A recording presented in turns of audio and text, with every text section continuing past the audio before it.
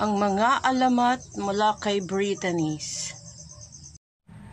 Kung bago kayo sa channel ko, don't forget to subscribe my channel, i-like at i-share nyo lang po ang aking channel, Brittany's Official. Brittany's Official. Don't forget to subscribe. Hit the notification bell para sa maraming update. Ayan guys, thank you for watching. Enjoy your watching. Brittany's Official. Don't forget to subscribe.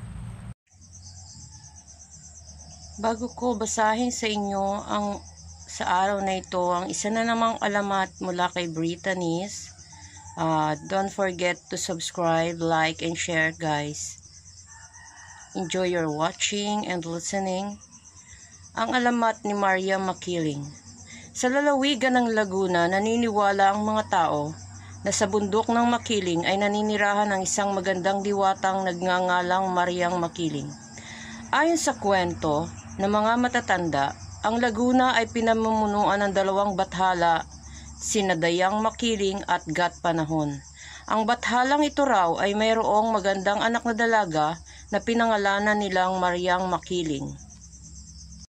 Dahil sa angkang kagandahan at kabaitan, si Maria ay siyang tanging lakas at ligaya ng kanyang mga magulang. Nang pumanaw ang kanyang mga magulang, kay Mariang Makiling naiwan ang pamumuno ng nasabing lalawigan. Kaiba sa mga naunang mga bathala, si Mariang Makiling ay nagpakita ng sa kanyang mga nasasakupan.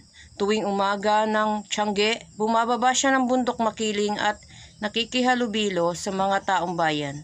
Kasama ng dalawang katulong na mga katutubo, namimilis sila ng kagamitan at ang pinamamalit ay ang gintong piraso ng luya. Totoong napakabuti niya sa mga mamamayan doon.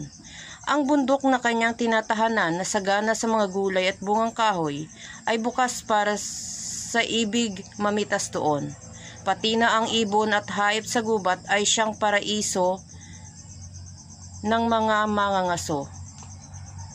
Handa rin siyang tumulong sa mga nangangailangan. Tulad ng kanyang ina, namumudmud siya ng mga ginintuang luya sa bakura ng mga taong nasa gipit na kalagayan. Sa mga ikakasal, nagpapahiram siya o nagbibigay ng mga bagay na hindi nila makayang bilhin, tulad ng mga malasutlang damit pangkasal o mga kasangkapan para sa kasalan. Ano pat napakabait ni Mariang Makiling sa kanyang mga nasasakupan. Subalit, dumating ang panahon ng mga ito ay waring nalimot na ang kabutihang pinagkaloob sa kanila ni Mariang Makiling. Karamihan sa kanila ay di man lamang marunong tumanaw ng utang na loob. Walang patumangga nilang inabuso ang kagubatan at bundok. Makiling sa pagkakaingin at sa pagpatay ng walang habas sa mga ibon at mga hayop na naninirahan doon. Dahil dito, nagalit si Maria Makiling at pinagbawalan ng mga taong mangaso o mamitas ng mga gulay at prutas sa naturang bundok. Sa anumang pagkakamali o pagsuway sa kanyang mga utos, pinadidilim niya ang kalangitan, kaalinsabay ng dumadagundong na kulog at matalim na kidlat at nag-aalimpuyong bagyo. At higit sa lahat, hindi na siya bumaba ng bundok Makiling para makasalamuha sa mga mamamayan doon. Sa ngayon, ang tanging matatamis na alaala na lamang ng panahong si Mariang Makiling ay ang nagpapakita sa tao ang naiwan sa mga taong bayan ng Laguna. Subalit ang ilan pa rin ang nagsasabing kapag kabilugan ng buwan, makikita raw ang isang napakagandang babaeng may mahaba at maitim na buhok at matamis na umawit sa madawag. Ayan lang po ang kwento ni Maria Makiling. Sana nakapulutan niyo ng aral at ang kwentong ito ay para sa mga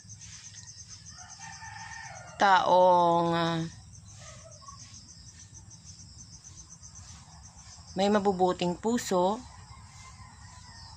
at sa kabila naman ay makukunan nyo ng mabuting aral dahil sa kabutihang loob na dapat tayong mga tao kung ano matuto tayong lumingon sa ating pinanggalingan or suklian natin ang kabutihan ng iba. Ayan lang guys for today's video. Thank you so much for watching and listening.